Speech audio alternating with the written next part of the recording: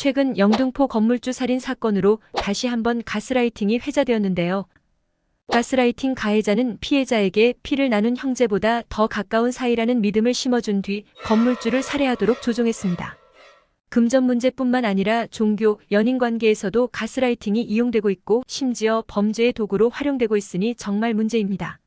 그래서 오늘은 가스라이팅의 뜻, 가스라이팅 방법, 가스라이팅 대처법에 대해 알아보겠습니다.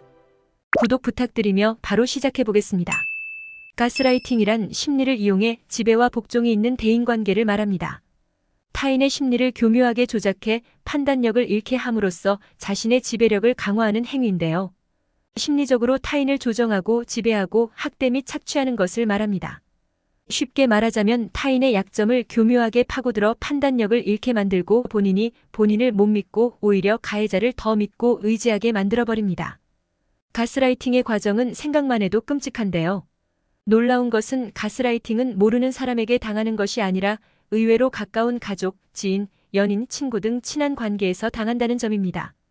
오랜 기간 가스라이팅을 당하다 보면 가스라이팅이라는 것조차 모르고 시간이 지나서야 위험하다는 것을 알게 되는데요. 그때는 이미 심리적으로 지배와 복종 관계가 심해져 빠져나오기 힘들어집니다.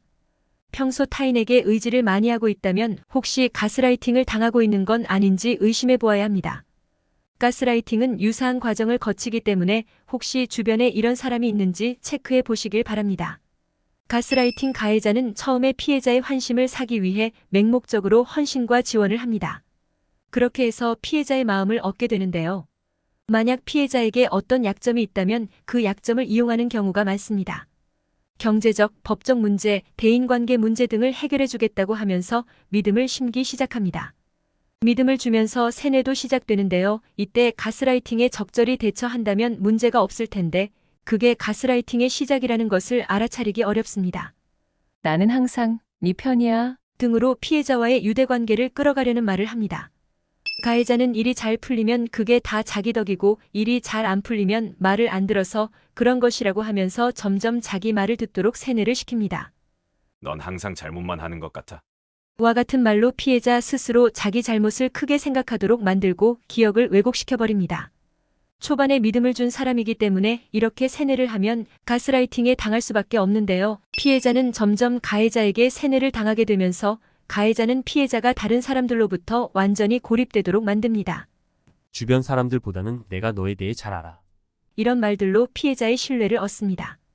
그리고 주변 사람들의 말을 전혀 듣지 못하게 만들고 오직 가해자가 주는 정보만 믿게끔 합니다. 피해자는 모든 대인관계가 차단될 수도 있습니다.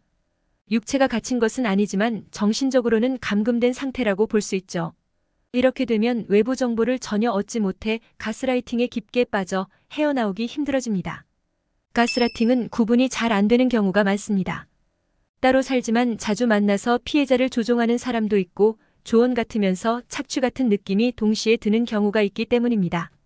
가스라이팅을 당하고 있다는 것이 의심된다면 지금부터 가스라이팅 대처법을 잘 활용해 보길 바랍니다. 첫째, 가스라이팅 가해자에게 의지하지 않고 본인 생각대로 판단을 해보세요. 보통 타인에게 많이 의지하기 때문에 가스라이팅도 더 쉽게 걸려드는 건데요. 본인과 관련된 일은 본인만 믿고 선택해야 합니다. 가해자는 피해자의 약점을 가지고 교묘히 파고드는 습성이 있기 때문에 곤란하고 위기에 빠졌을 때 가해자에게 도움을 구하지 말고 스스로 결정하는 여유로움이 필요합니다. 둘째, 지속적인 칭찬이나 비난을 한다면 객관적으로 따져보세요. 가스라이팅은 생판 모르는 남이 아니라 가까운 사이에서 일어납니다. 나에게 지속적으로 칭찬이나 비난 혹은 맹목적으로 지원을 해준다면 과연 객관적으로 정당한지 나와 그 사람 관계에서 일어나는 게 합당한 일인지를 판단해 보시길 바랍니다.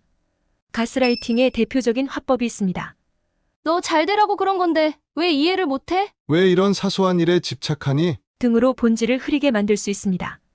왜 이렇게 예민한 거야? 너 이상한 거 너는 모르지? 내가 널 더 이상 믿어야 할지 모르겠다. 등으로 실망감을 표현하면서 또 세뇌를 시킵니다. 가해자는 본인이 불리한 경우에는 이렇게 말하기도 합니다. 내가 언제 그런 말을 했어? 너 기억이 잘 못된 거 아니야? 이렇게 판단력을 흐리는 말을 자주 하기 때문에 가스라이팅 대처를 위해서는 그 사람의 화법이나 대화 내용을 일기나 기록으로 적어보는 것도 도움이 됩니다. 셋째, 제3자 혹은 여러 사람에게 의견을 들어봐야 합니다. 가스라이팅의 과정에서 가장 위험한 것이 피해자를 고립시킨다는 건데요. 가장 좋은 대처법은 나의 처지를 잘 알고 있는 사람과 진행되는 일을 공유하면 가스라이팅에 걸려들지 않을 수 있습니다. 많은 사람과 공유하게 되면 내가 미처 가스라이팅이란 걸 깨닫지 못했다고 하더라도 가족, 친구들이 나를 구해줄 수도 있습니다. 가스라이팅이 무서워서 대인관계를 끊기보다는 가스라이팅을 피하기 위해서 좋은 대인관계를 유지하는 것이 중요합니다. 가스라이팅은 조언 혹은 충고와 경계가 모호한 편인데요. 목적성을 생각하면 구별하기 쉽습니다. 가스라이팅의 목적은 가해자가 피해자를 금전적으로 착취하거나 심리적으로 만족과 쾌감을 얻기 위함입니다. 반면 조언과 충고는 상대방이 나를 위해 이 정도 말은 할 수 있다고 생각되는 말입니다. 나를 위한 것은 조언, 가해자를 위한 것은 가스라이팅. 이렇게 구분해서 기억하시면 좋겠습니다. 오늘 준비한 영상은 여기까지입니다. 영상이 도움되셨다면 구독, 좋아요를 눌러주시고 소중한 분께 이 영상을 공유해주세요. 더욱 유익한 영상으로 다시 찾아뵙겠습니다.